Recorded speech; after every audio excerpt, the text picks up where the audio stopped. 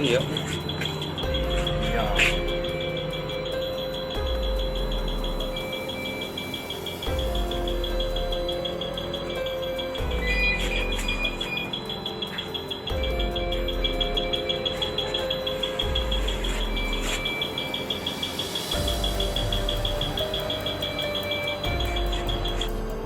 Mall ya, Megamat.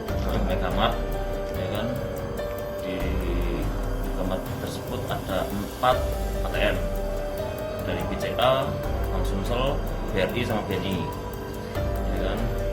Dari 4 itu 2 yang berhasil dibobol, punya BRI sama BNI. Kemudian nggak salah yang satunya sekitar kurang lebih 200 juta, yang satunya lagi sekitar 194 juta lah, kurang lebih seperti itu. Nah, ini kita masih melakukan lidik. Tadi cara pembobolannya berdasarkan dari CCTV yang kita dapatkan itu dengan menggunakan las. Anggota kami sebenarnya masih melakukan olah TKP, lidik di sana. Kita masih dalamin, ya kan, siapa aja.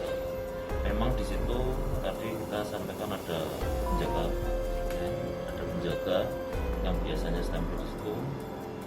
Cuman tadi menurut pengakuannya katanya sekitar jam 1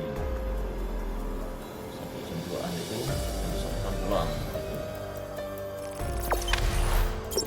Jangan lupa subscribe, share, komen, dan like ya.